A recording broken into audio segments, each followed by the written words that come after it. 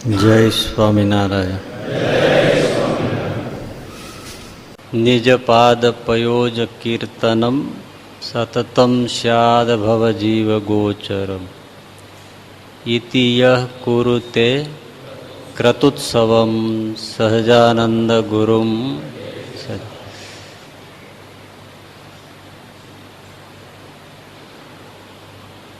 નિજ પાદ એટલે ભગવાનના પોતાના ચરણારવિંદ, એનું સંકીર્તન સતત સ્યાદ એટલે થાય.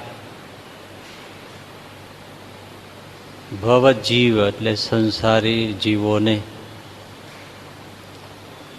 અને ગોચરમ, ગો એટલે ગાય ને ગો એટલે ઇન્દ્રિયો. ગોચર ગાયોને ચરવાનું ચરિયાણ હોય, એવી રીતે ગો એટલે ઇન્દ્રિયો, ઇન્દ્રિયોને ચરવાનું ચરિયાણ શું છે? વિષયો. એનો ઘાસચારો આંખને રૂપનો આહાર છે, કાનને શબ્દ સાંભળવાનો આહાર છે, જીભને જુદા જુદા પ્રકારના રસ ચાખવાનો આહાર છે, વાણીને બોલવાનો આહાર છે, ત્વચા એટલે ત્વક ચામડી એને સ્પર્શ કરવાનો આહાર છે, ચરણ હોય પગ હોય તેને ચાલવાનો આહાર છે. એમ 10 ઇન્દ્રિયો, 5 કર્મેન્દ્રિયો, 5 જ્ઞાનેન્દ્રિયો. કર્મેન્દ્રિયો કર્મ કરે, જ્ઞાનેન્દ્રિયો જ્ઞાન આપે.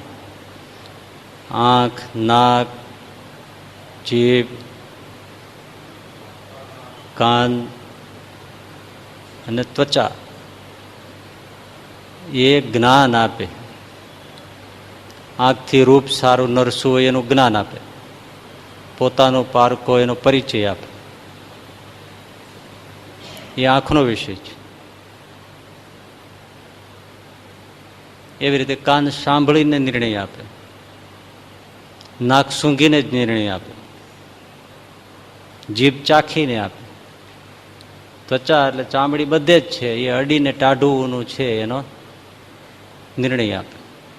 આ 5 જ્ઞાનેન્દ્રિયો, 5 કર્મેન્દ્રિયો. કર્મ ઇન્દ્રિયો એટલે જ્ઞાનેન્દ્રિયો એટલે જ્ઞાન આપનારી ઇન્દ્રિયો, કર્મેન્દ્રિયો એટલે કર્મ કરનારી ઇન્દ્રિયો. હાથ, પગ, વાક એટલે વાણી, અને ઉપસ્થાદિક ઇન્દ્રિયો મલમૂત્રના વિસર્જન. એ કર્મ કરે.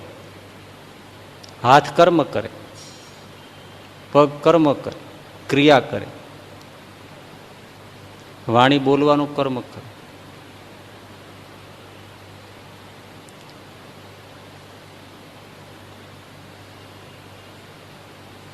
એટલે કર્મ ઇન્દ્રિયો અને જ્ઞાન ઇન્દ્રિયો બધી જ ઇન્દ્રિયોનો આહાર સૌના છે જુદા. એ બધા આહારો પૂરા પડે, દિવ્ય આહારો મળી રહે એટલા માટે ભગવાન નાના પ્રકારની લીલાઓ કરે છે, ઉત્સવો કરે છે, ચરિત્રો કરે છે.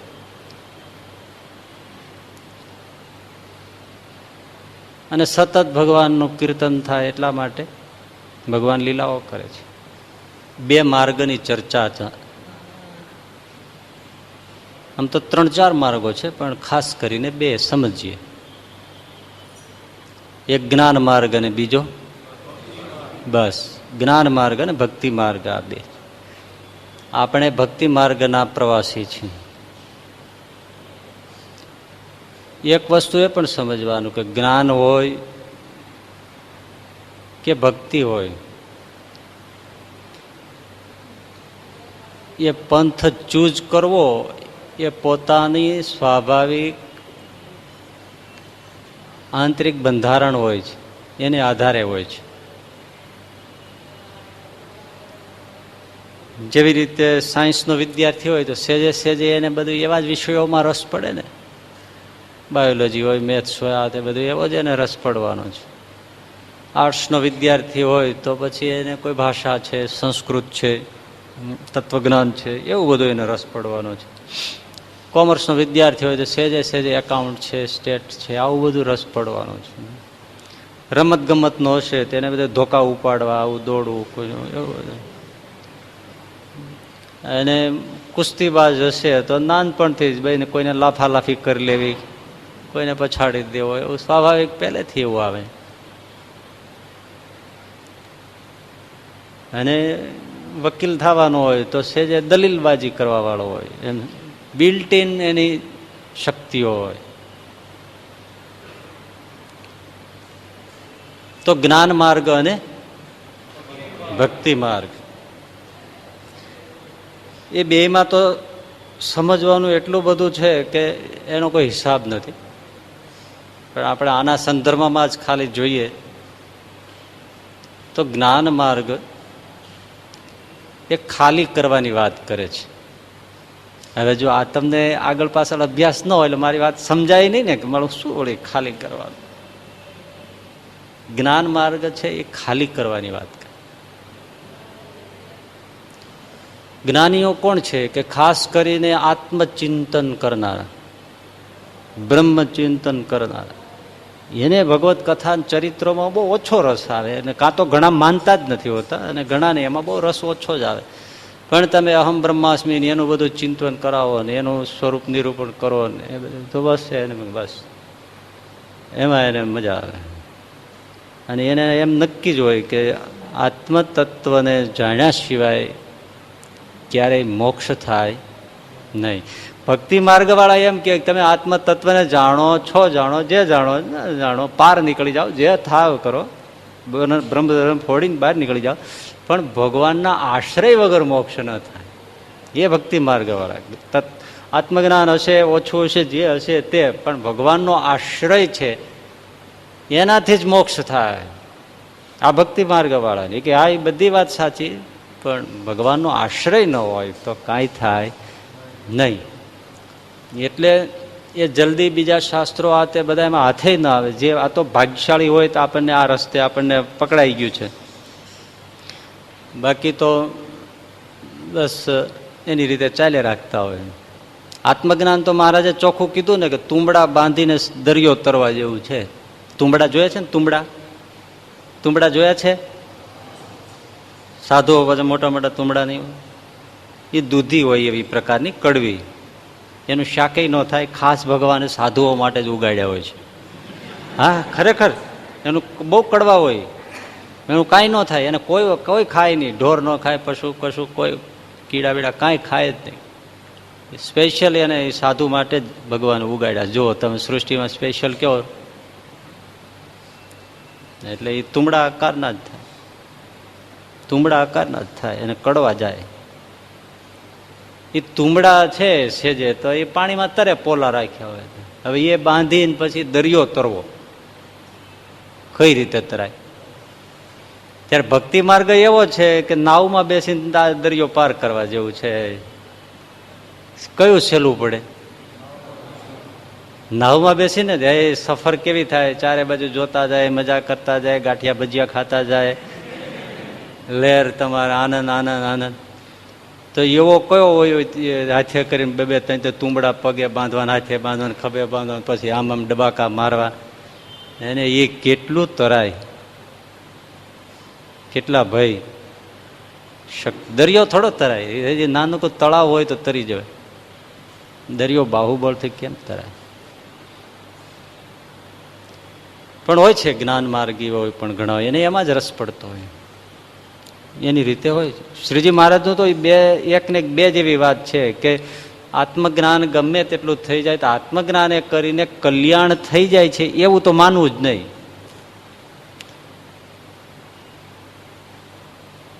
કલ્યાણ તો ભગવાનના આશ્રય કરીને છે.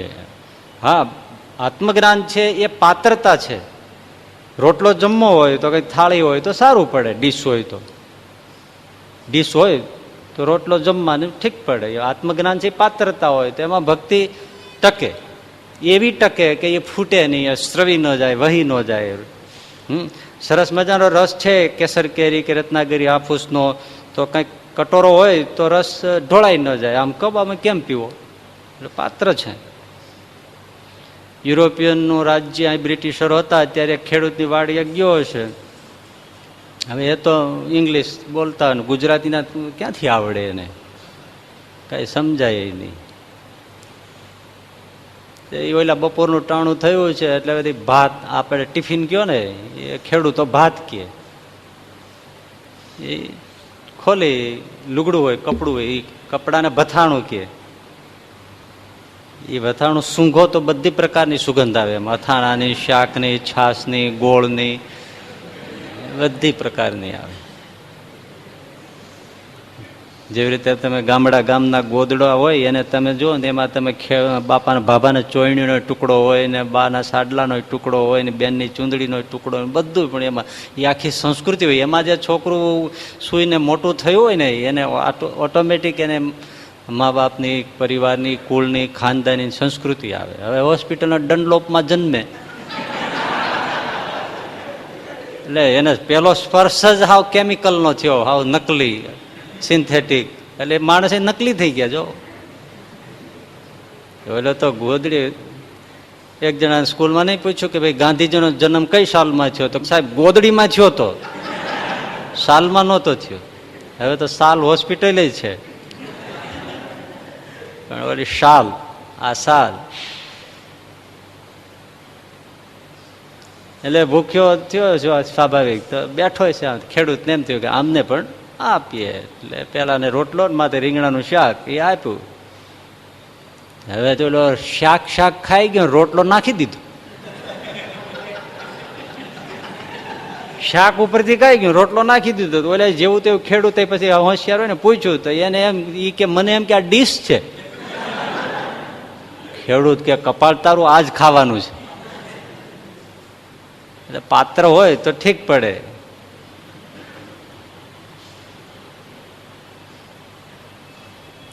એટલે જ્ઞાન માર્ગ છે એ પાત્રતા આપે છે. પણ પીવાનો તો આફૂસ ને રત્નાગીરી, કેસર કેરીનો રસ છે ને પાત્રમાં, એમ પીવા જેવો તો રસ કયો છે? ભક્તિ રસ, પ્રેમ રસ. પ્રેમ રસ પાને તું મોછના મોરના પીછદર, તત્વનું ટૂંપણું તુચ્છ લાગે, નરસિંહ મહેતા. પીવા જેવો તો રસ છે.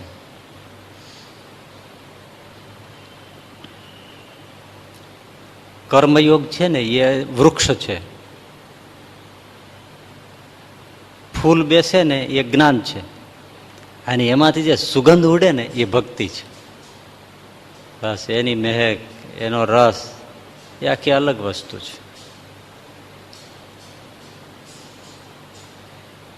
તો જ્ઞાન અને ભક્તિ બે માર્ગ તમને દ્રષ્ટાંતથી સમજાવું.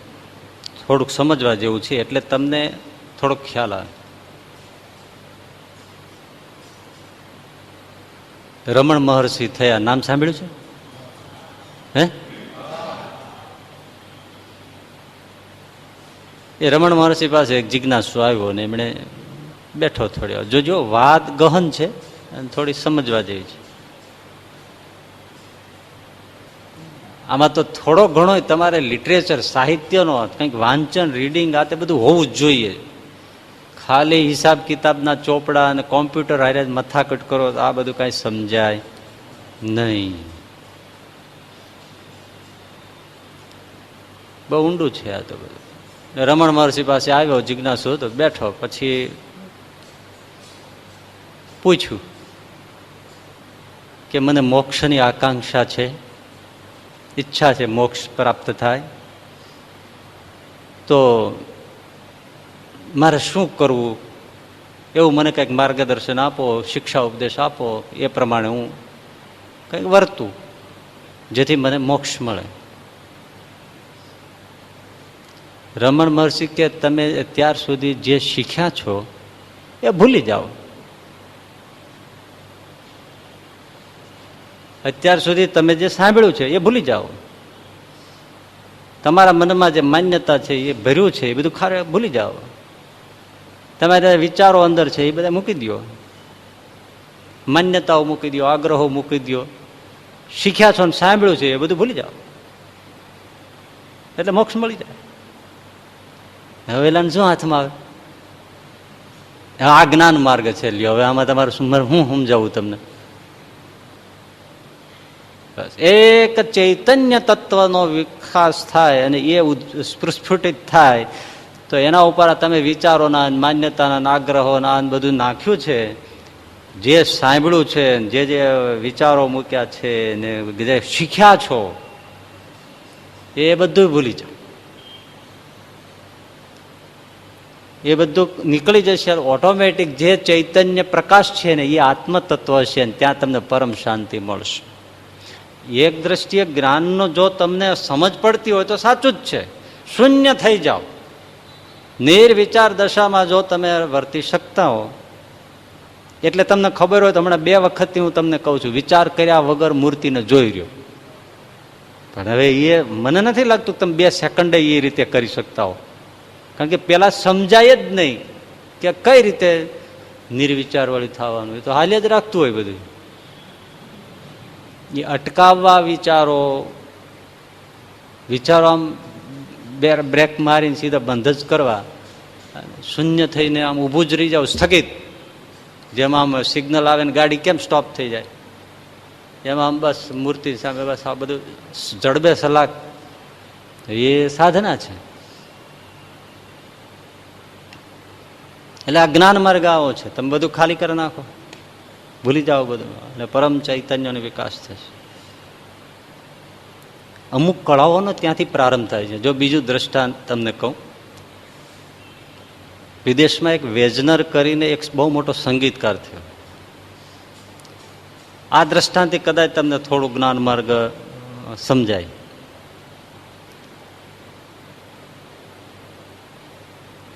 એમની પાસે 3 યુવાનો એક સાથે આવ્યા. 3 મિત્રો હતા. 3ની સંગીતમાં રુચિ હતી. એટલે એમણે કહ્યું કે અમારે સંગીત શીખવું છે તો તમે અમને શીખવાડો. શીખવાડીએ તો અમે તો અમારો એ જ વ્યવસાય છે, ધંધો છે. તો કેટલી ફી લેશો? ફીનું નક્કી તો કરવું જ પડે ને. આપણે આ દેશ, ભારતની સંસ્કૃતિ એવા છે અને એવી હતી અને હજી પણ એવા હશે, જે કોઈ દિવસ જેની પાસે વિદ્યા શીખવા આવે એને ફીની વાત ક્યારેય કરે નહીં. હજુ એવા હશે, પૂછાય જ નહીં અને પૂછે નહીં. વિદ્યાદાન એ જ એનો ધર્મ. પૈસા ઠેરાવીને જે વિદ્યા આપે એ વિદ્યા જ નથી, અવિદ્યા છે.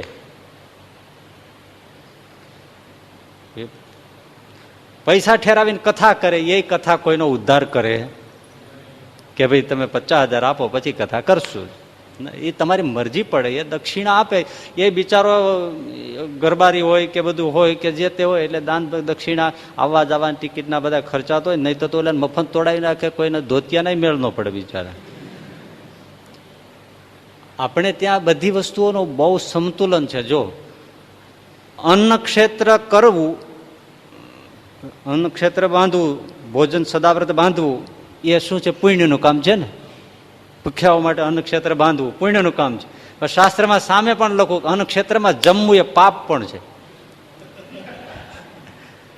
અન્ન ક્ષેત્ર બાંધવું એ પુણ્ય છે, પણ અન્ન ક્ષેત્રમાં જમવું એ પાપ છે. શિક્ષાપત્રીમાં પણ લેવું કે ગુરુના, ભગવાનના દર્શને જઈએ ત્યારે પારકું અન્ન ખાવું નહીં, કારણ કે પોતાના પુણ્યને હરી લે તેવું છે.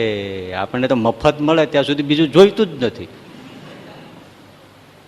પણ અન્ન ક્ષેત્ર બાંધવું પુણ્ય છે, પણ અન્ન ક્ષેત્રમાં ખાવું, પારકું અન્ન ખાવું એ પાપ છે. એમ પૈસા ઠેરાવીને વિદ્યા આપવી એ પાપ છે. એમ કંઈ પણ આપ્યા વગર શીખવું એ પાપ છે.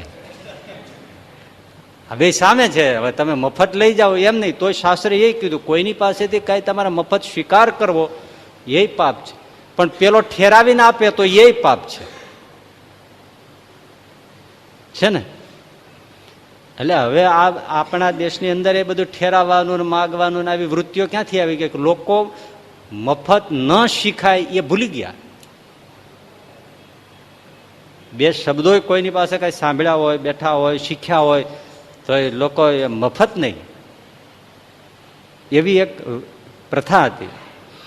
એટલે કોઈ પણ સાધુઓ, બ્રાહ્મણો જે કઈ વિદ્યાદાન કરતા એને કોઈ દિવસ આજીવિકાની ચિંતા રહેતી નહીં. પણ એ આ ખ્યાલ પશ્ચિમમાં ન આવે. એને તો એમ જ કે એમાં શું છે, કારણ કે ત્યાં વિદ્યા અને વિદ્યાર્થી છે, આપણે ગુરુ અને શિષ્ય છે. શિષ્ય એટલે દીકરાથી પણ વિશેષ. વિદ્યાર્થી કઈ દીકરાથી વિશેષ થાય નહીં.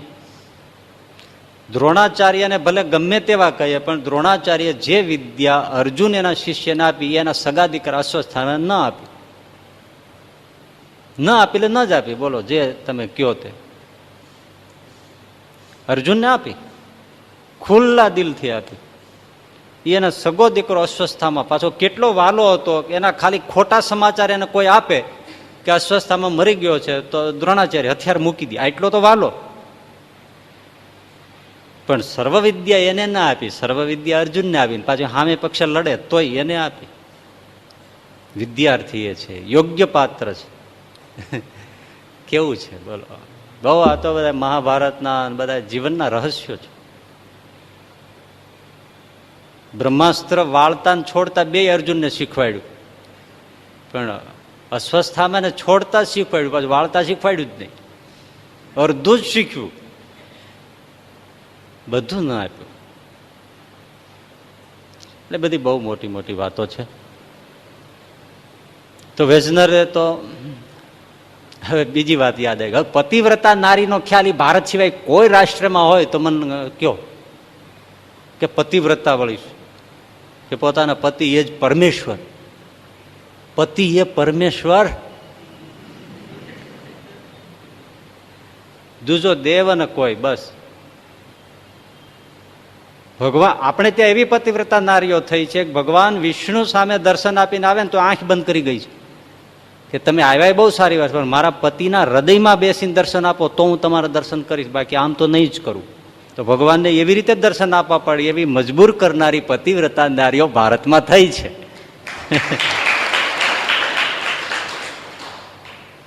ત્યારે એવા ગુરુનિષ્ઠ ભક્તો પણ થયા છે, પણ એ બહુ વિવેકની વાત છે, નહીંતર બધું બંડ ચાલે. પણ એને ભગવાન આવ્યા હોય સામે તોય એમની આંખ નથી ખોલી. જો એક ગુરુ ને એનો શિષ્ય બેઠા હતા, ગુરુએ કીધું ચલો આંખ બંધ કરીને પંખા નાખો. એટલે ઉનાળાનો સમય છે એટલે પંખો નાખે અને આંખ બંધ. ભગવાન સ્વયં આવ્યા, અજવાળા આમ આંખોમાંથી અંદર જાય, બધું થાય, પણ ભગવાને કીધું કે હું સ્વયં આવ્યો છું તારી ગુરુ ભક્તિને જોઈને, તો હું દર્શન આપવા આવ્યો છું. તો કે વાત તમારી સાચી, પણ મારા ગુરુની આજ્ઞા આંખ ખોલવાની નથી. આપણે તો આમ જોઈ લઈએ.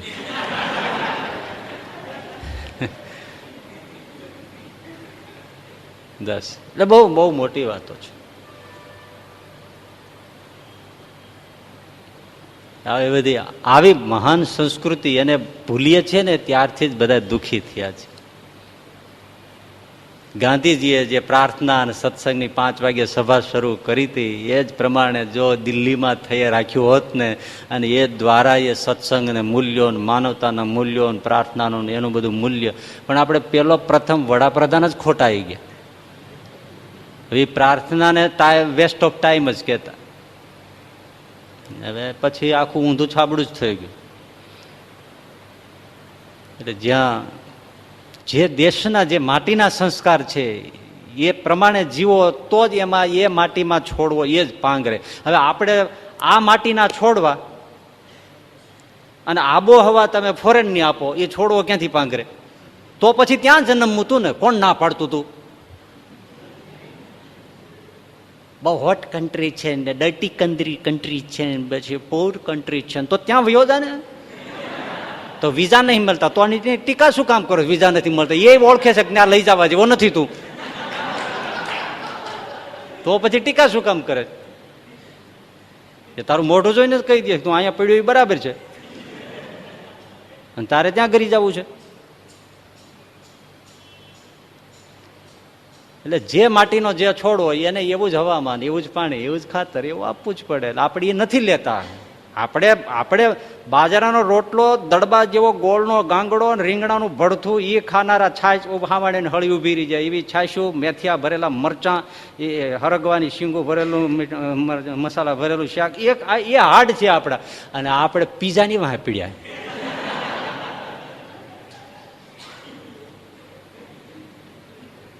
ઢોસો,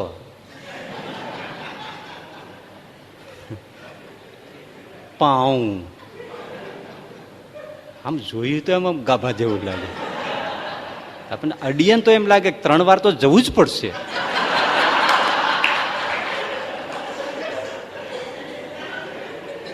એના કરતા અભણ હોય ને એ ઘણી વાર બહુ સમજી જાય. એક ભરવાડ તરસ્યો થયો સુરેન્દ્રનગરના રેલવે સ્ટેશન ઉપર, તો બહુ તરસ્યો થયો, પછી કાંઈ જડે નહીં, ઉનાળાનો સમય, ટાઢું કંઈક મળી જાય, બોલો લઈને રેકડી વાળો નીકળ્યો. ભરવાડ કે ભાઈ ટાઢું છે? અરે બધું ટાઢું છે, લાય તે એક પી નાખી. તો ઓલા ડફા દઈને કોકા કોલા પેપ્સી જે હોય છે તો લઈને ખોડ્યું, તો ઉભરાય ને આમ. ભરવાડ કે મારે નથી પીવું. એટલે તમે ઓર્ડર કર્યો, આ ખોલી નાખ્યું ને હવે કે મારે નથી પીવું. ના હવે નથી પીવું. પણ વાંધો હું બાટલીમાં નો રહી, પેટમાં રહીએ. બાટલીમાં ન રે, પેટમાં રહેતું હોય છે, વયો ગયો બોલો લ્યો. કેવા સમજે? હવે આપણે અમુક બહુ વાયડા હોય, ફોરેન ગયા હોય, ત્યાં પછી કાંઈ પણ ખાવે, આ ખવાયની ઝેર જ છે.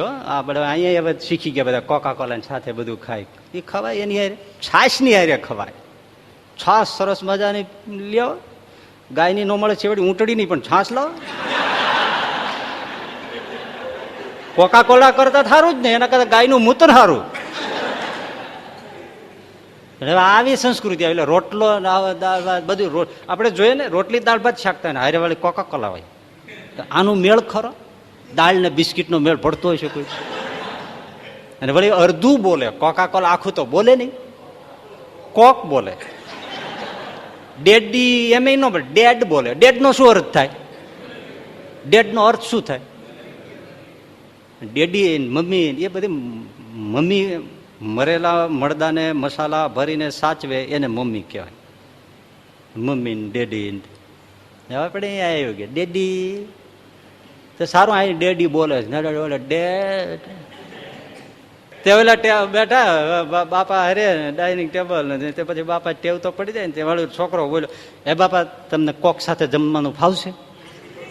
તો બાપા કે તું મારો દીકરો, હું તો તારી હારે ખાઉં, કોક હારે હું કામ ખાવ? તું મારો દીકરો, તારી હારે ખાઉં, કોક હારે શું કામ ખાવ? કોક એટલે પારકું, એ તો ખબર છે ને, નહીં એ ન સમજાય ક્યાંથી જામે? આ ભાષા એ સમજે ને. આ ભાષા તળપદી એ ન સમજાય ને તો પછી આ બધા ભલે ને તમે રાસ ગરબામાં ગાય રાખો તોય અર્થ ન થાય. મારે ટોડલે બેઠો રે મોર, આજે અહીંયા મૂળમાં જ ખોટું, અમને કોઈ પૂછવા ન આવે, મૂળમાં જ ખોટું. આ બધા લોકગીતો છે એ આવડતા છે ત્યાં તમે. મારે ટોડલે બેઠો રે મોર, મોર કાં બોલે, ક્યાં બોલે તો કીધું જ છે, ટોડલે બોલે છે.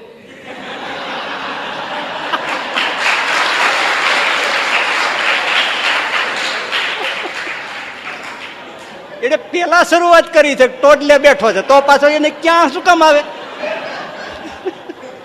મારે ટોડલે બેઠો રે મોર, મોર કાં એટલે શું કામ બોલે છે?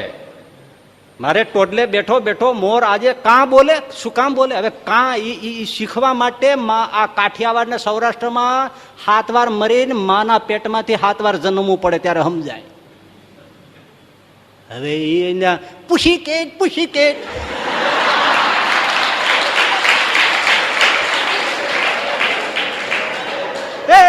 લંડન મલોખા જેવા પગ, ઊંચી એડિયું, આમ આમ કરે, હમણાં પડશે વાવાઝોડું.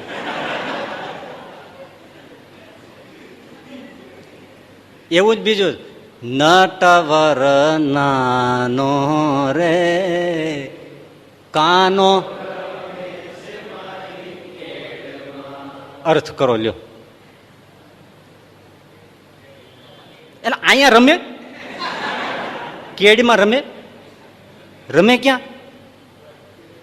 કેડે પડખે પડખે રમે છે. કેડે મારી હારે મારે પડખે. હવે આ સમજવા માટે ઓલા કાંખમાં બિહારીને અર્થ કરે. નટવર નાનો રે કાનો રમે છે મારી કેડોમાં, એ કેડમાં પડખે પડખે હારે હારે કાનો મારી હારે હારે રમે છે. માં હોય છોકરા રમે તોય કેડમાં રમે છોકરો, હારે આમ હા આંગળીયા રમાડે પડખે પડખે, એમ બધું આવું બધું એવું છે. નહીં મામા કરતો કાણો મામો હારો, એટલે કેણો મામો. કાણો હોય તો મામો મટી જાય, એમની કાણો કોઈ મામો હોય તો મામો મટી જાય. મટી જાય. કેણો એટલે કોઈ મામો ન હોય તો કહેવાનો મામો પણ મામો હારો. કોઈ મામો કહેવાનો હોય બહુ, આપણે નથી કહેતા 40-50 વર્ષ ગોતવામાં જ વહી ગયો લાંબો ટાઈમ, ને પછી એમ થાય પહેલા જોયા હતા એ હારા છે, પછી ન્યા જાય કે આપણે હવે માગું નાખીએ, તો એ તો નાનું છોકરું તેડીને બેઠા, એ કે જો મામા આવ્યા. એવા મામાય પણ કહેવાના મામાય સારા. હવે આવી તો કેટલી કેટલી સંસ્કૃતિ છે. એ મરી જાય તો ફોરેનર અને ગણપતિ સમજાય. એલિફન્ટ ગોડ, મંકી ગોડ, નામ આપે ભૂંડા ભૂખ જેવા, સાંભળીને 3 દી તાવ આવે. Elephant God. ક્યાં ગણપતિ? મૂર્ખાઓને ગણપતિ હરખું બોલતાય ન આવડે. આવડતા જ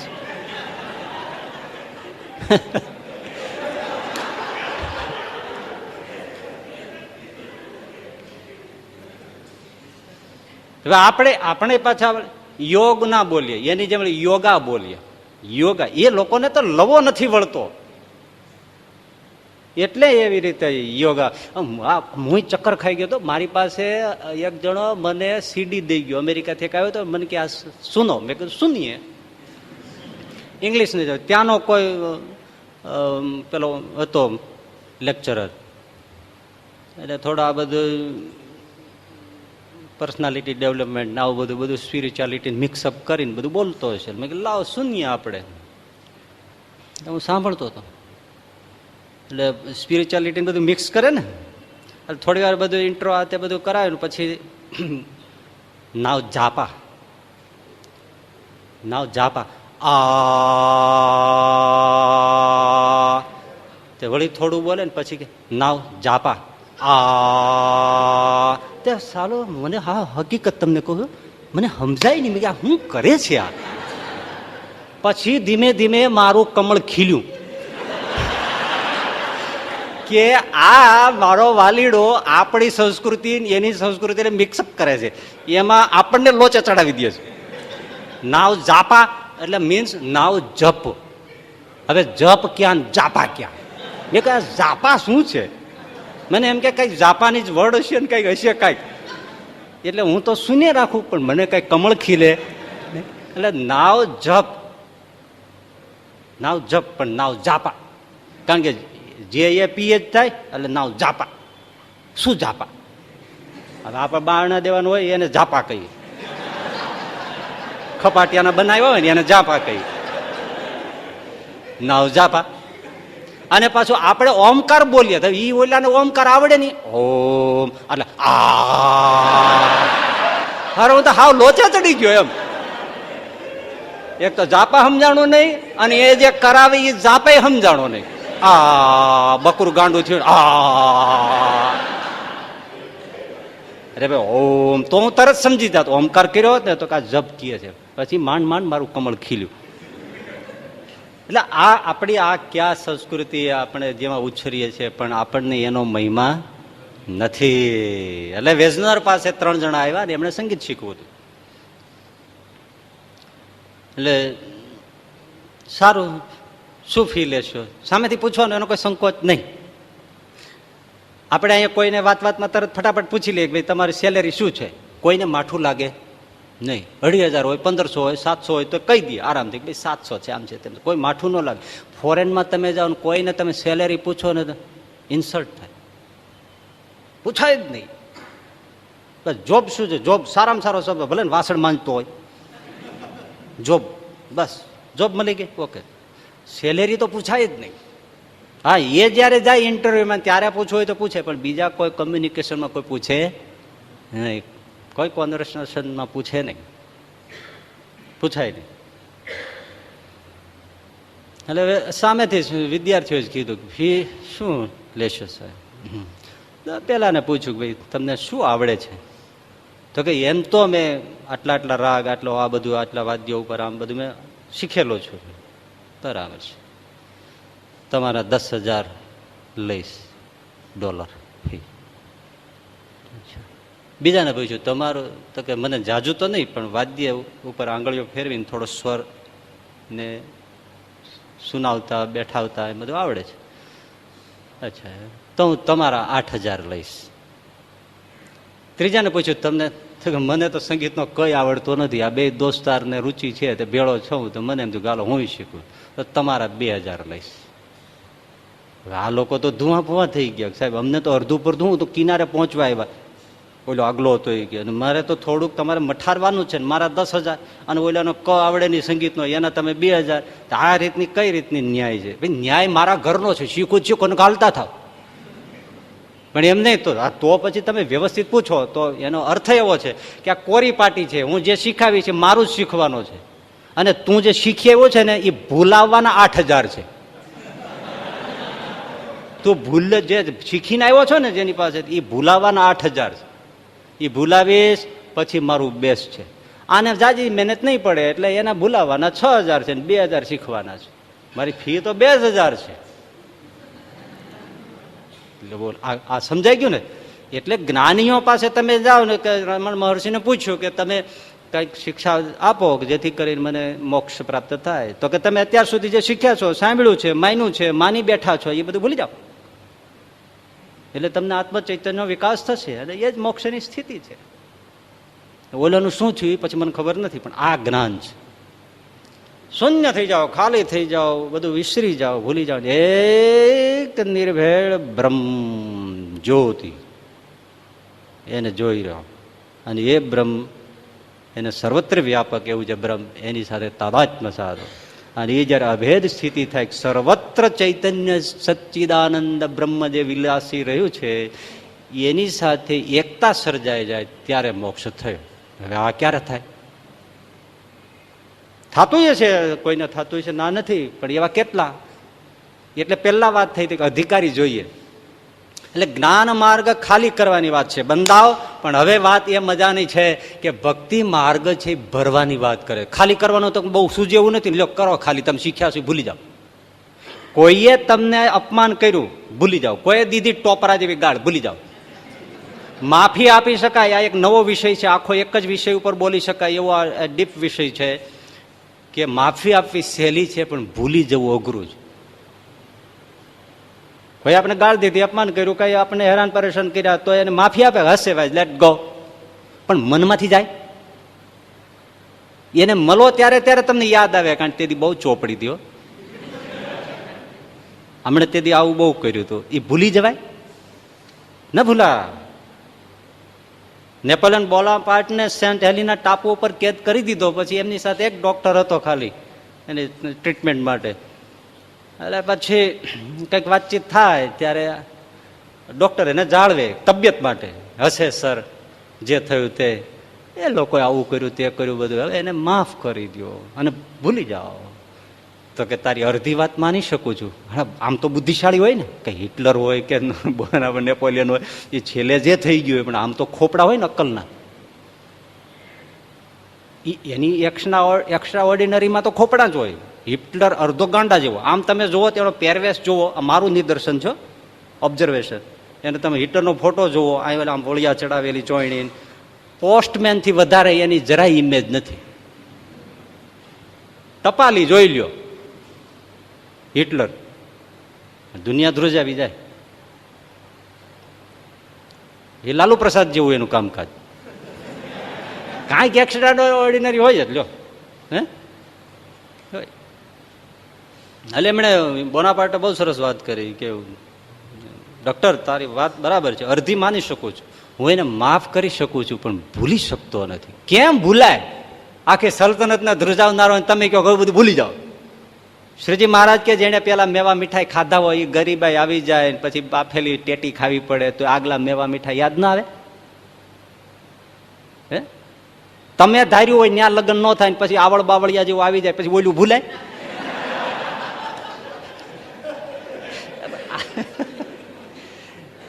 એટલે જ્ઞાન માર્ગ તો ભૂલવાની વાત કરે, શૂન્ય થવાની વાત કરે. પણ બંદાઓ ભક્તિ માર્ગ એમ કે છે કે તમે ભૂલવું તો બહુ કઠણ છે ને ભરવાનું આવડે છે ને, ભરવાનું જ આવડે છે, ભરો ચાલો. ભક્તિ માર્ગ ભરવાની જ વાત કરે, ભરે જ રાખો ચાલો. ભરવાનું આવડે છે ને ભરો. પણ તમને ભરવાનું એવું આપીએ એ ભરો. આંખથી ભરીએ જ છે ને સતત. એક આપણે કાગડો જોયો, અંદર ભરાઈ ગયો કે નહીં? હવે અત્યારે કાગડો યાદ કરો, કાળો આમ બેઠેલો દેખાય છે ઝાડવા ટોચું. હાથી તો કેવડો મોટો છે, હાથી છે દેખાણો? હાથીની કેવડી સૂંઢ ને કેવડા થાંભલા જેવા પગ ને, નહીતર એના પગ જે પગનું તળિયું હોય ને એનાથી માથું આપણું નાનું છે. તો એવડો આખો હાથી 4 પગ વાળો મોટો ડુંગરા જેવડો અંદર છે ને, જો હલે છે ને હું હલાવે છે ને, દેખાણો ને? આ જે ફોટા પાડવાનું કામ છે ને એ ચિત્તનું છો. આ તમે યાદ રાખ, આપણી પાસે અંતઃકરણ છે એક, પણ એના વિભાગ છે 4 અને ચારેયની કામગીરી જુદી છે. મન, બુદ્ધિ, ચિત્ત અને અહંકાર, આ 4 છે. એક જ અંતઃકરણ. અંતઃ એટલે અંદર, કરણ એટલે ઉપકરણ સાધન, એને અંતઃકરણ. અંદર રહીને જે સાધન કામ કરે એને અંતઃકરણ કહેવાય. આ બધા આંખ કાન નાક છે એ બહિર્કરણ કહેવાય, એ બાહ્ય સાધનો છે. તો એમાં જે ચિત્ત છે ને એ ફોટોગ્રાફર છે. કાંઈ પણ જોયું ફટ દઈને ફોટો પાડી લે. અને એની કેટલી જીબી મેમરી છે એ કોઈ અનલિમિટેડ, કોઈ લિમિટ નહીં ચિત્તની. તમારે તો ઓલો બહુ કેટલું જીબી આવે પછી 250 500 જેટલી આવતું હોય. અમુક તો અંત આવે કે નહીં? આનો કોઈ અંત જ નહીં.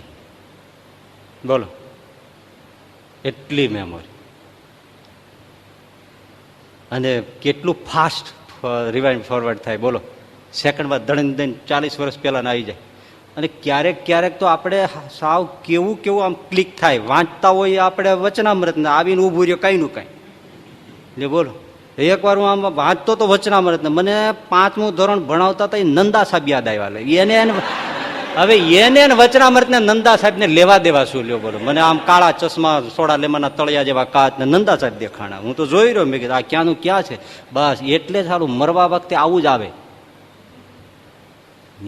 જોયા તો આમ મહારાજ કે એટલા માટે સાધુ બ્રહ્મચારી હરિભક્ત એની યારી હેત રાખવું, અખંડ મૂર્તિ દેખાતી હોય તોય હેત રાખવું. કારણ કે અંત સમયે જો ભગવાનની મૂર્તિ ભૂલાઈ જાય અને કોઈ સારા સાધુ કે હરિભક્ત યાદ આવી જાય તો એને યોગ કરીને ભગવાનની મૂર્તિ યાદ આવે અને એ જીવનું પરમ રૂડું થાય.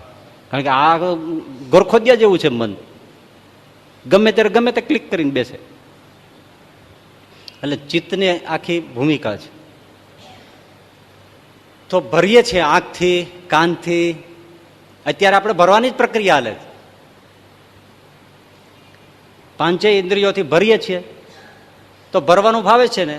તો ભક્તિ માર્ગમાં કે તમે ભરો, ખૂબ ભરો. બસ, પણ શું ભરો? ભગવાનના ચરિત્ર. ભક્તિ માર્ગમાં જો નામ સ્મરણ છે, વંદન છે, પૂજન છે ને, સેવા અર્ચન બધું છે. અત્યારે આપણી વાત કેવળ ચરિત્ર ઉપર ચાલે છે. એ રસ ઋષિ કે છે, સંત કે છે, ભક્તો આચાર્ય કે છે ભક્તિના, કે તમને ભરવું જ છે ને ભગવાનના ચરિત્રો રસ ભરો. બીજું કાંઈ નહીં, ભરો. લ્યો બોલો. તો શું થાય? તો કે ભક્તિ રસ, ચરિત્ર રસ, ભગવત ચરિત્ર લીલા રસ એટલો ભારી છે કે તમે પેલાની કાઢવાની ચિંતા જ્ઞાન માર્ગો કઈ કઈ કે છે એના ઉપર શું કામ ધ્યાન દો છો? જો ભક્તિ માર્ગ વાળા આચાર્યો કે, સંતો કે, હવે એ તો કચરો છે. જે તમે ભર્યું છે એ તમે માનો છો એ તો બધું હલકું ફૂલકું કચરો છે. તમે મહાગરિષ્ઠ એવો ભગવત ચરિત્ર રૂપે રસ રેડો, ઓલું બધું ડફ દઈને એની મેળે બહાર નીકળી જશે.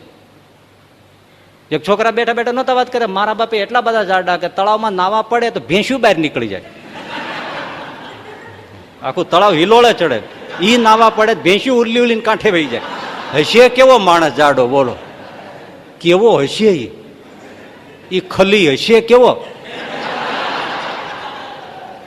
જુઓ છે, આવું બધું અમારે યાદ રાખવું પડે તમારે માટે. ને કઈ ખલી મારે કઈ એક સ્કૂલમાં અમે બે ભણતા નહોતા.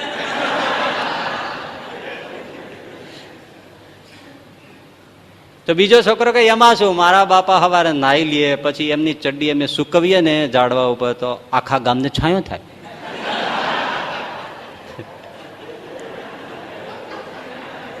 કેવા હશે?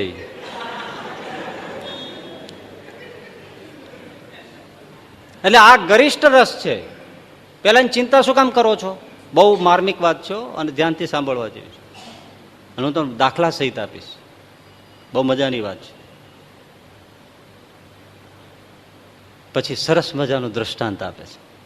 પુરાના જમાનામાં કોઈ પણ મૂર્તિ બનાવી હોય, બેઠી હોય, ઊભી હોય, કઈ મૂર્તિ બનાવી હોય તો એની પેલા મીણની મૂર્તિ બનાવે, વેક્સ મીણની.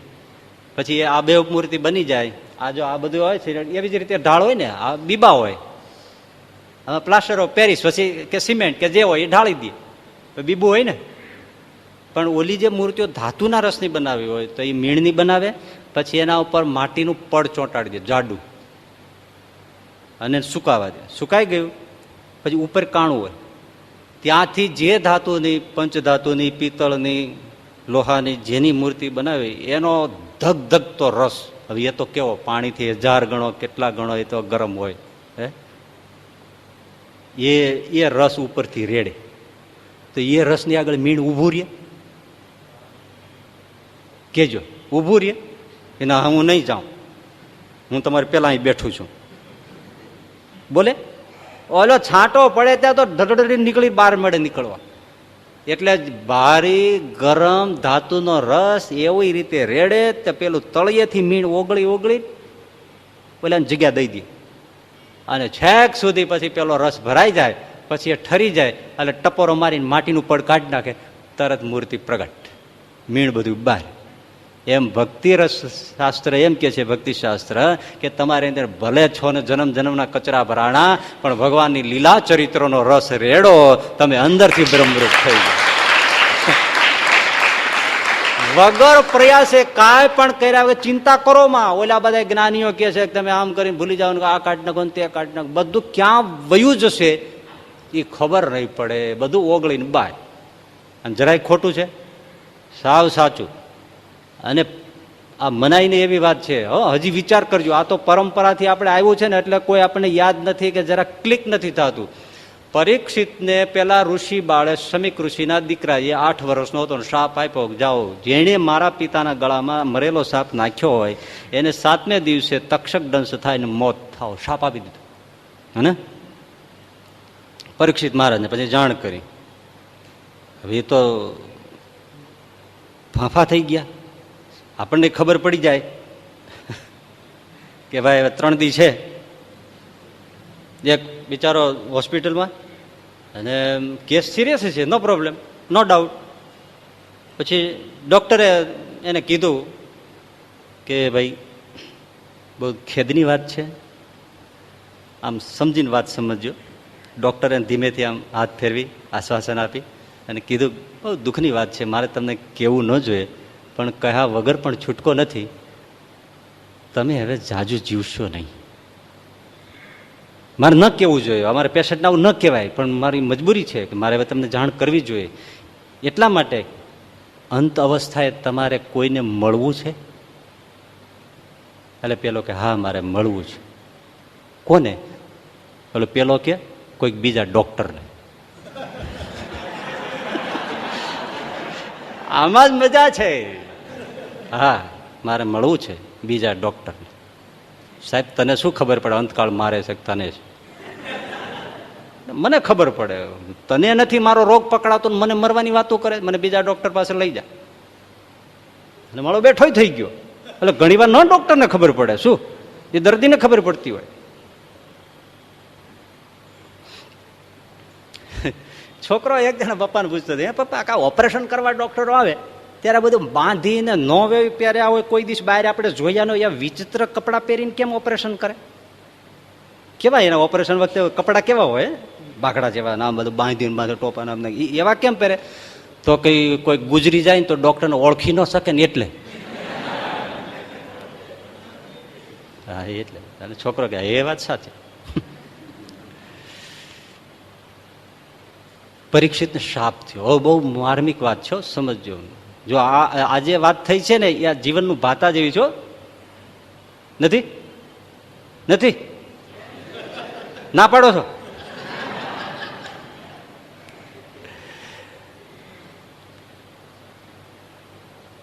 પરીક્ષિતને ખબર પડી ગઈ 7 દિવસ છે. હાફળા ફાફડા થઈ ગયા. જલ્દી એક પછી એક ઋષિઓને પૂછે, ભાઈ 7 દિવસમાં મારો મોક્ષ કરો હવે. અને વાત એ સાચી, 7 દિવસમાં મોક્ષ કેમ થાય?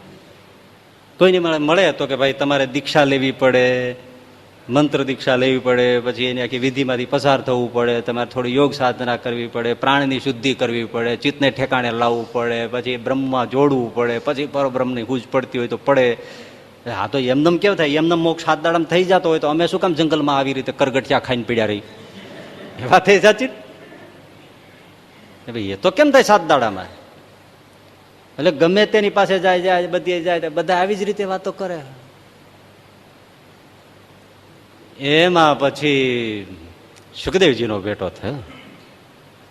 થયો ને. નારદજીએ સુખદેવજીને વાત આવી છે, એમણે કીધી કે ભાઈ આવી રીતે પરીક્ષિત ફાંફા થયા છે અને એને બિચારાને મોક્ષની આકાંક્ષા છે. એ વાત હું તમને નહીં લાંબો લઈ જાઉં, ચાલો ટૂંકમાં પાછો મૂળમાં આવી જાવ. એટલે પરીક્ષિતને પછી સુખદેવજી મળ્યા અને પ્રશ્ન કર્યો પરીક્ષિતે કે મહારાજ મારે 7 દિવસ છે, મારો મોક્ષ થાય એવું કરો. સુખદેવજી કે રાજન 7 દિવસ તો બહુ કહેવાય. 7 દિવસ તો બહુ કહેવાય. 7 ઘડી હોય તોય બહુ કહેવાય. 7 ક્ષણમાંય મોક્ષ થાય. આવો ક્યાંથી મળે?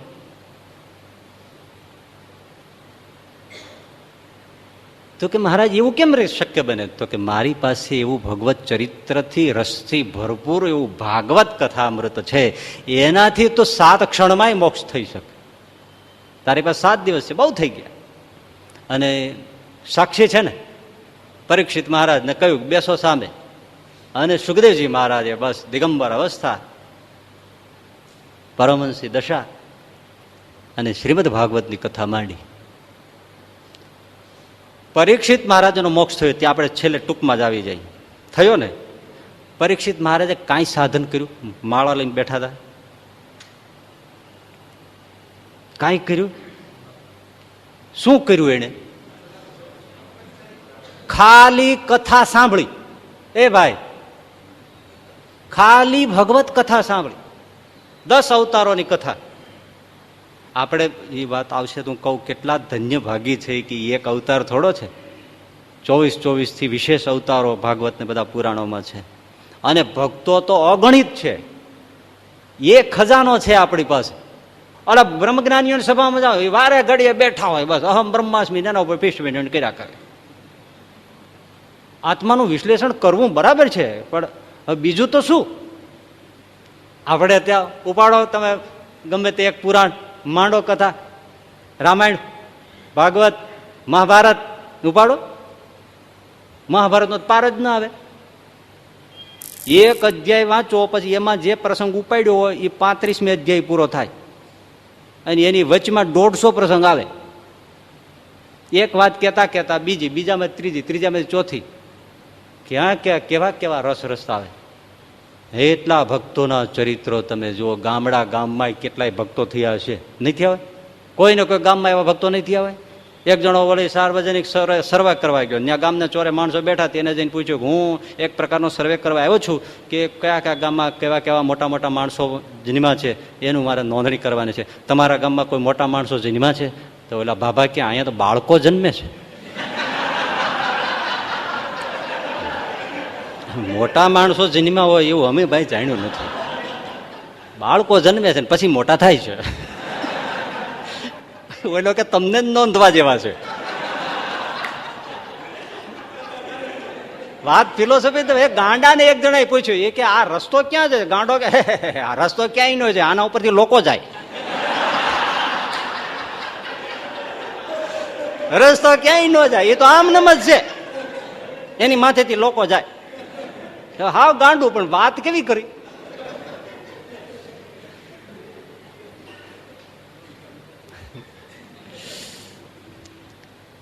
કઈ પણ કર્યા વગર કેવળ ચરિત્ર સાંભળ્યા અને પરીક્ષિત મહારાજ મોક્ષમાં વહી ગયા.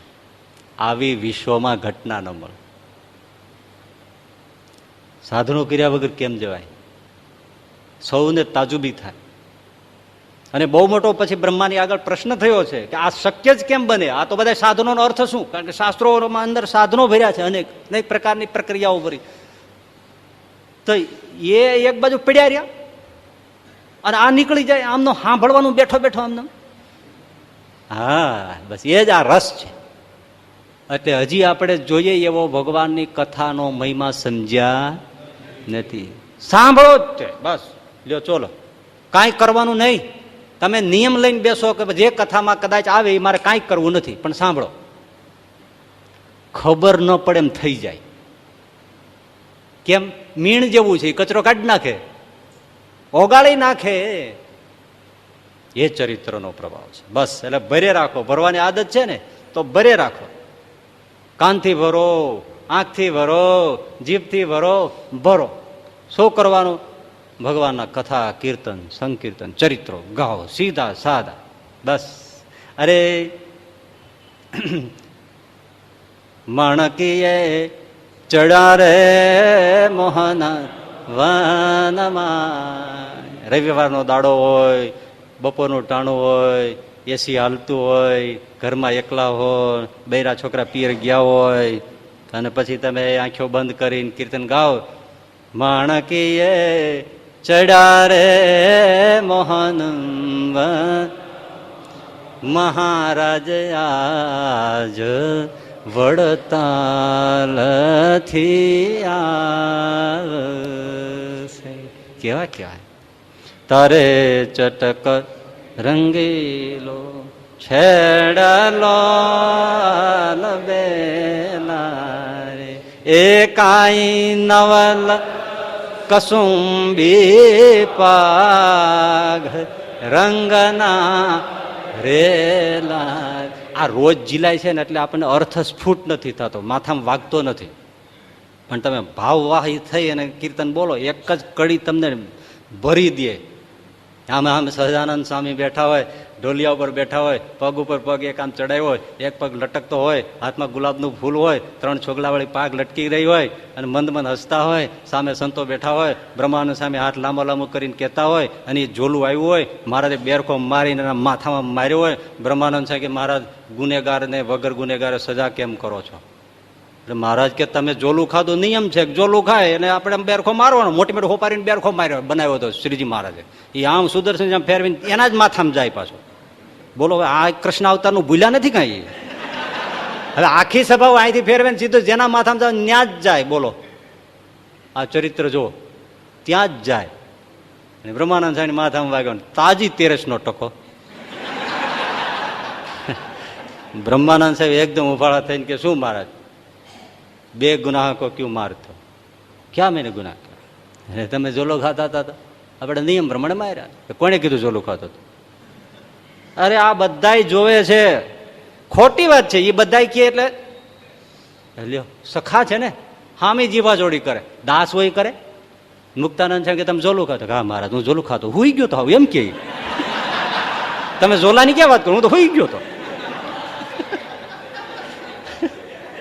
તમે જોલાનું કહો, હું તો હુઈ ગયો તો. હાવ મારે આ દાસ. બ્રહ્માનંદ છે કોને તમે કહો છો કે આ બહુ હુઈ ગયો તો? અરે આ બધા જોવે, બધા સાક્ષી છે, એ તો ખોટા છે. અને તમે ક્યાંથી સાચું બોલો છો? અરે બ્રહ્માનંદ સ્વામી જરા સમજીને વાત કરો, વ્યવહારે વાત કરો, જરા કઈક આમ ઈમાનદારી. ઈમાનદારી શું? હું મારી ઈમાનદાર પોતે. હું તો નહોતો, તો હું તો તમારી મૂર્તિનું કીર્તન બનાવતો. મહારાજ કે હાવ હૂતો તો પાડી છાશ વગરની ગાંગરતી હોય એમ ગાંગરતા હતા, નસકોરા બોલતા હતા કે હું કીર્તન બનાવતો હતો. હા મહારાજ હું કીર્તન બોલ. મહારાજ કે જો તમે કીર્તન બનાવતા હો આંખો મીચીને એમાં લીન થઈ ગયા તો તમે ગાઓ અને બધા સંભળાવો. તો કે મહારાજ હું ગાઉં પણ એક શરત, હું જે કડી બોલાવું એ બધા ઝીલે. હવે આ તો શીઘ્ર કવિ, ઓલા ઝીલી રહ્યા તે બીજી બનાવી નાખે. હજી સુધી પકડાણું નહીં આ હુતા તાક નહોતા હોતા લેવા.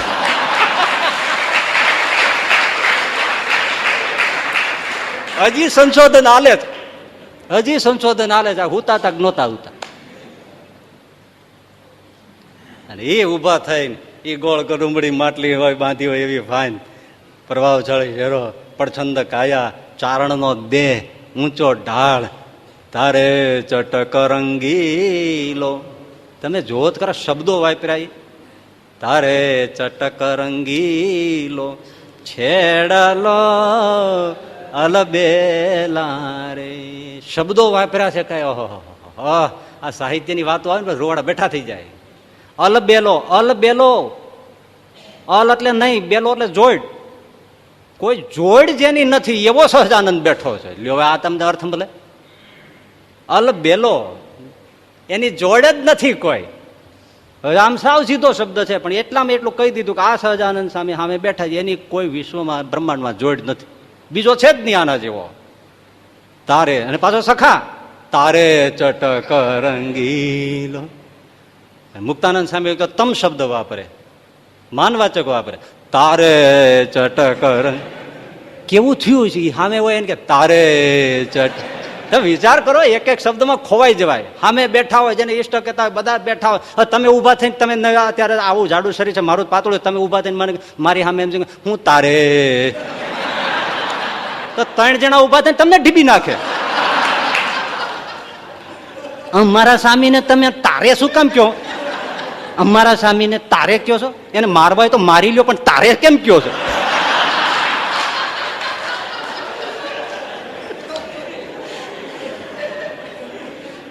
તારે ચટક રંગીલો છેડલો અલબેલા રે. એ કાઈ નવલ કસુંબી પાગ રંગના રેલા રે. નવલ કસુંબી પાકમાં રંગના રેલા થાય છે. રેલા હાલે છે, રંગના, રસના, ભક્તિના, આનંદના રેલા હાલે છે. હવે એ તો બધી બહુ લાંબી લાંબી, પણ કેવી વાત. એમ એક એક કીર્તન એની પશ્ચાદભૂમાં એક એક ચરિત્ર. હે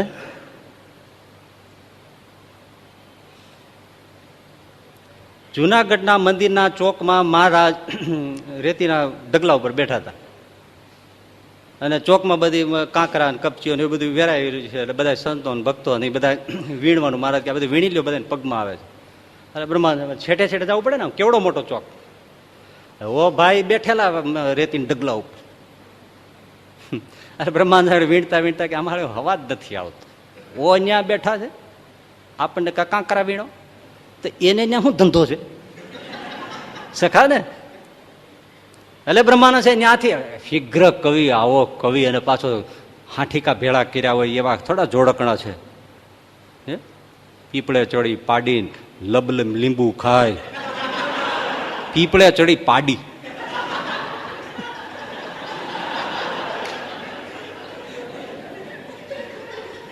એક જણો કે એને મિત્રને કે આજ મને એવું સ્વપ્ન આવ્યું કે માછલીઓ છે ને એ તળાવમાં પાણી હુકાઈ ગયું તો ઝાડવે ચડી ગઈ.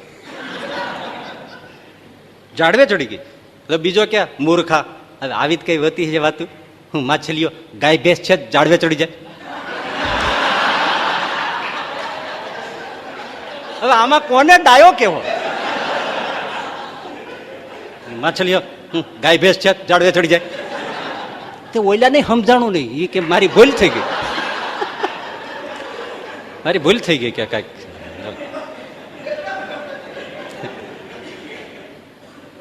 એક જણો કે મારા બાપા માછલીઓ પકડવા જતા, પણ એકવાર એને માછલી પકડી, 150 મણ વજનની માછલી જાળીમાં પકડી. 150 મણ જાળીમાં આવે કેમ? એટલે બીજો કે તારા બાપા માછલી પકડતા 150 મણની આવી, એ તો બરોબર, મારા બાપા હતા એ માછલી પકડતા, પણ એને એકવાર માછલી પકડી પછી મોટી મોટી માછલી એ ઘેરે લઈ ગયા અને એને કાપી તો અંદરથી સળગતું ફાનસ નીકળ્યું. સળગતું ફાનસ માછલીના પેટમાંથી ટેન નીકળ્યું, લાલટેન. લાલટેન કહે, મૂળ નામ લેન્ટર્ન છે, બરાબર, લાલટેન સમજાઈ જાય લાલે. એટલે સળગતું ફાનસ નીકળ્યું. બોલો કે મૂર્ખા, દરિયામાં રહેવું, પાણીમાં રહેવું, માછલીના પેટમાં ને એમાં કઈ હળગતું ફાનસ રહેતું છે? વાત શું કરે છે આવી ખોટી? તો કે તું વજન ઘટાડી નાખ તો હું ફાનસ ઠારી નાખું.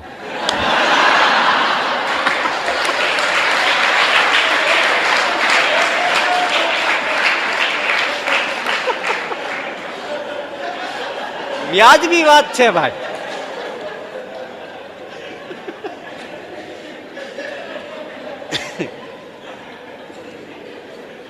આજે મજા આવે તો આજે એ તો ભાઈ આમાં શું છે, આમાં મૂડ ઉપર આધાર છે. જામી જાય પછી દુનિયાનો રસ આવે, નો જામે તો ડગલું ન હાલે. એ તો એવું છે ને બધી આ બધી. મૂળ નામનું પ્રાણી છે, હવે એને શું છે એ ખબર નથી, કેમ રહે છે, શું ખાય છે, પીએ એ પ્રાણી છે અને આપણા મગજમાં જ રહે છે. હલે કાંકરા વીણે ચોકમાં બ્રહ્માનંદ છે કે આ ભાઈ ત્યાં શું કામ છે? અરે બ્રહ્માનંદ છે શીઘ્ર કવિ. હા હા, હજારો પદ રચ્યા, તમે જો કેવા કેવા. વાત મૂકી દો, તો એક એક પદો ઉપર જો આમ થાય બધો. આજે એ રસ માણનારા ક્યાં? એ બધું બધું સામે તો હોવું જોઈએ ને.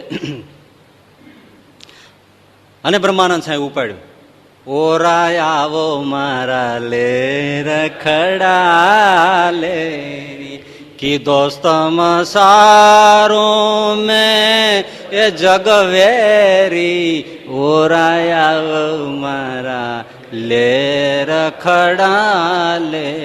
લે રખડા, લેર થી ત્યાં ઉભા છો, ખડા ઉભા છો, બેઠા છો, લેર થી લેર ખડા. હવે આ તમને ડિક્શનરી મળે?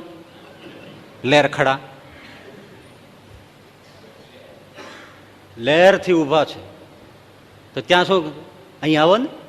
અને અમે તમારા હાટું આ બધું છોડીને આવ્યા છે, તમે છેટા રહ્યો છો.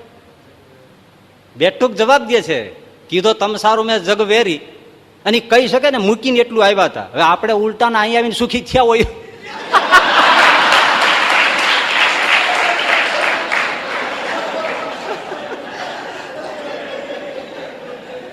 એ હું ભગવાનને કે હું મૂકીને આવ્યો છું. ભગવાન એટલે અમારા ગોવિંદ બાપા હતા ને, શાસ્ત્રીજી મહારાજ પાસે ગોવિંદ બાપા રામ ઉપાસી હતા. એ આખો દિવસ આમ પગ રાખે ને, જાડું એવું શરીર, બ્રહ્માનંદ સ્વામી જેવા સખા ભાવે. શાસ્ત્રીજી મહારાજ 80 વર્ષની 87 વર્ષની ઉંમર, પણ બાપા એ ટાઈમ થાય એટલે સામે આવીને બેઠા હોય, આમ ઊભો પગ રાખે, સ્વામીની સામે થાંભલીને ટેકો દઈને બેહે, અણીવાળી ટોપી, ઢીલું ધોતિયું અને લાંબુ અંગરખું, અને બોલવામાં બેફાટ ચોખ્ખું બોલે, પણ સખા ભાવ હાવ. એટલે એક વાર સંતો બધી હોય, બધા સંતો હોય તોય હોય એમ જ એની રીતે જ વાતું કરે. એટલે સ્વામી કે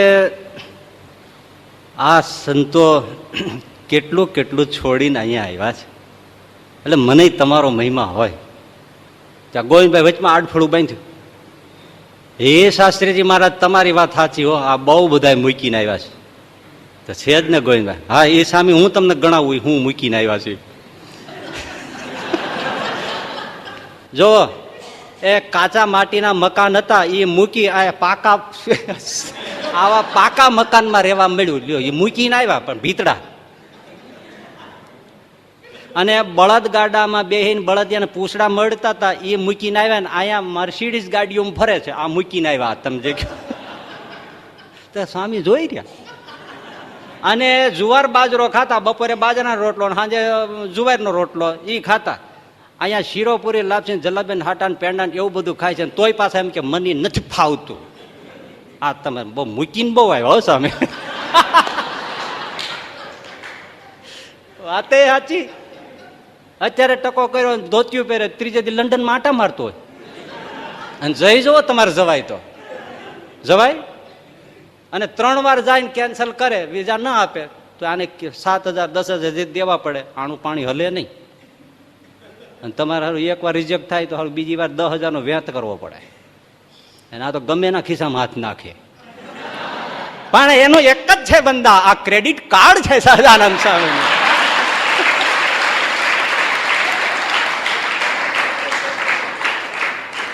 તમારું કાર્ડ છે ગમે ત્યારે ખૂટી જાય, ફેલ થાય, આ ફેલ ન થાય. એટલે ગાડી તમારી હોય 10 લાખની, 20 લાખ, 25 લાખની, અમે પડખે બેઠા, આ ક્રેડિટ કાર્ડને લીધે એમ કે ભાઈ જરા આમ લઈ લો તો આમ વહી જાય, હવે આમ લઈ લો તો આમ વહી જાય. હવે ક્રેડિટ કાર્ડ છે. એટલે એ બ્રહ્માનંદ સ્વામી, એ બધા રસ, એ બધી ભરવાની વાત છે કે ભરો. શ્રીજી મહારાજે પ્રથમના 38મા વચનામૃતમાં સહજાનંદ સ્વામી મને તમને બધાને પથ્ય પડે એવી બહુ સરસ વાત કરે છે કે જે જાજુ ન સમજતો હોય એને આ કરવું, એને તો આ જ કરવું, એ જ ઉત્તમ ઉપાય છે. એ જ ઉત્તમ ઉપાય. શું કરવું? તો કે આ ગામમાં મહારાજની આવી રીતે સભા થઈ, આ ગામમાં મહારાજની આવી રીતે પૂજા થઈ, આ ગામમાં મહારાજે આવી લીલા કરી, આ ગામમાં મહારાજે આવી વાતો કરી, બસ એ સંભાળો. 1 વર્ષનું મહારાજ કે સંભાળવા બેસે તોય પાર આવે નહીં. તો સત્સંગમાં થયા 10-15 વર્ષ થઈ ગયા હોય તો નિત્ય સંભાળવા બેસે તેનો તો પાર જ આવે નહીં. અને આ કરવું એ જ ઉત્તમ છે. કોઈ એમ કહે કે જાજા ઉપવાસ કરીએ અને થોડું ખાય, તરત શ્રીજી મહારાજ કીધું એ અમે કહેતા નથી. એ જેમ જેમ ધર્મમાં રહેવું હોય એમ રહે અને જેને જેવું અંગ હોય એ પ્રમાણ કરે, પણ કરવાનું તો આ જ જેવો. તો આનાથી શું થાય? તો આનાથી નિર્વાસનિક થઈ જાય, જગતની વાસના માત્ર નીકળી જાય. લ્યો બોલો, આવ્યો ને આપણે ઓલો રસ ભરવાની વાત કરી હતી. જગતની વાસના માત્ર નીકળી જાય આટલું કરવાથી. તો કે કેવી રીતે? પછી શ્રીજી મહારાજે દ્રષ્ટાંત આપ્યું કે જેવી રીતે તિલ છે એ ફૂલે કરીને વસાય છે, એવી રીતે આ મન વસાય છે. હવે તમને સમજાણું? ન સમજાણું. જૂના જમાનામાં કોઈ અત્તર સુગંધી કાઢવા હોય, તેલ ગુલાબનું હોય, ડોલરનું હોય, જુઈનું હોય, ચંબેલીનું હોય, એનું અર્ક તેલ બનાવવું હોય તો એ સફેદ તલ એનો એક થર કરે પાતળો, એના ઉપર ફૂલની પાંખડીઓ પાત, પાછો એના પર તલ પાતે, એના ઉપર ફૂલ પાત, એવી રીતે દાબા નાખી દે. એટલે પેલા જે ગુલાબ ને બધા હોય ને સુગંધ, એવડું તલનું તેલ છે ને બહુ એકદમ ચૂસે છે, ગ્રાસ્પિંગ પાવર વધુ છે, એ સુગંધને એમાં લઈ લે. એવી આબેહૂબ લઈ લે કે ઓલું ખોખું થઈ જાય અને તલના તેલમાં એની સુગંધ આવી જાય. પછી એ તલને પીસી એટલે તમને તેલ આપે, એ તેલ ગુલાબનું થઈ જાય, એ તેલ ડોલરનું થઈ જાય, એ તેલ મોગરાનું થઈ જાય, એ તેલ ચમેલીનું થઈ જાય. તિલ ફૂલે કરીને વસાઈ ગયું, સુગંધિત થઈ ગયું, વાસ બેસી ગઈ. એવી રીતે મહારાજ કે આ મનમાં એક ભગવાનનો ચરિત્ર સમ્યું, ત્યાં બીજો ગાંઠ સમ્યો, ત્યાં ત્રીજો, એમ એક સમ્યો, બીજો સમ્યો, એમ એક પછી એક ભગવાનના લીલા ચરિત્રોના ઘાટ કરીએ જ રાખવા તો મનમાં છે ને ભગવાન વસાઈ જાય. બીજું કાંઈ કરવાનું, ઓલી જે દુર્ગંધ છે ને ભાગી જાય, કાંઈ રે નહીં. પણ મજાને એક વાત કહી દઉં, આપણે શું કરીએ છીએ? સોમલા ખાચરને મહારાજે કીધું ને કે મહારાજ આવો પ્રસંગ તો ઘણો કરીએ છીએ, તો એ કેમ થતું નથી? તો કે અડધો અમારો કરો છો ને અડધો તમે જગતનો કરો છો, એટલે નથી થતું. એટલે આપણે અત્યારે આ બધું આ કરતા તો હોય ને, આમ થાય ને ઘણું કે ઘણી કથાઓ સાંભળી, ઘણી સત્સંગી જીવન સાંભળ્યા, ઘણી ભાગવત સાંભળી નાખ્યા, તો કેમ વસાતું નથી? પણ હારે બીજું હોત વાસીએ છીએ. એક જ વાત કહીને પૂરું કરી દઉં. 2 દોસ્તાર, એમાં એક છે ને એની પોસ્ટ મોટી પણ ગોબરો બહુ. હવે એને હારે લઈ જવો પડે, અમલદાર મોટો, એટલે કોઈ પણ ફંક્શન એટેન્ડ કરવાનું હોય તો હોય પ્રમુખ પદે, પણ ગોબરો. એટલે ગોબરામાં પાછું તમને ખબર છે, આ તમે મોજા પહેરો છો ને એ ગંધાય બહુ. જોડામાં પહેરી રાખ્યા ને બૂટમાં, પછી જો એમને પહેરેલા હોય ને પછી જે પસીનો પછી આમ પેક થયા હોય, પછી જે તમે પગ બહાર કાઢો અને પછી જે છૂટે એમાંથી અનુભવ છે ને. ઘણી વાર મને એવો પડખે આવી જાય તો આપણે એટલું બધું ગંધાય. અને એ અહીં ઘણી વાર અહીં છે ને ત્યાં એ ઊભા હોય 5-10 મિનિટ, 5-1 મિનિટ પછી વિયા જાય. હવે આપણે તે વયા ગયા, વાત પૂરી થઈ ગઈ. પણ ખબર ક્યારે પડે? દંડવત કરીએ ને નાક બરોબર ત્યાં આવે, ઓલો ઊભો હોય ને ત્યાં, અને હેવી ગંધ મારે. વયો ગયો હોય એને 15-20 મિનિટ થઈ ગયો હોય તો આમાં ગંધ બેસી જાય. એ તમને ખબર તો છે ને મોજા બહુ ગંધાય. એમાં 2-3 દિવસ 3-4-5 દિન એમાં અઠવાડિયું થઈ ગયું હોય કેવા ગંધાય, કેવા કેવા ગંધાય. ડોક્ટરને એનેસ્થેસિયા આપવાની જરૂર જ ન પડે, હું ગાડી દે ને 3 દિવસ જાગે. એટલે આ આવો મોજા ધોવે જ નહીં અને એવું ગંધાય, વાત મૂકી દો. એટલે આને એક જગ્યાએ બહુ સારા પ્રસંગે જવાનું હતું, એટલે આને કીધું કે ભાઈ સાહેબ મારે બહુ તમને વાત ન કરાય, પણ હવે આપણે એવી જગ્યાએ જાય છે, પ્લીઝ તમે મોજા બદલીને આવજો, મોજા બદલીને આવજો. સમજ ગયા બદલ કે આવુંગા, સમજ ગયા. એટલે તો એને ત્યાંથી આવવાનું, આ એને ત્યાંથી આવવાના. જે સ્ટેજ ઉપર ભેળા થયા, ખુરશી ઉપર બેઠા, ગંધ તો ડબલ મારે. એટલે આને કીધું, હા મેં આને નાક વાઢ્યું હતું કે તમે બદલીને આવજો મોજા, તો નહીં બદલ્યા. એટલે આપણે કીધું કે સાહેબ સર પ્લીઝ પાર્ડન, પણ તમને મેં યાદી તો આપી હતી કે મોજા બદલીને આપજો. હા મેં તને પ્રોમિસ આપ્યો હતો ને બદલીને આવીશ, પણ મને ખબર જ હતી કે હું બદલીને આવીશ તોય તને ડાઉટ રહેશે જ, એટલે બદલેલા હું ખિસ્સામાં ભેળો લેતો આવ્યો છું.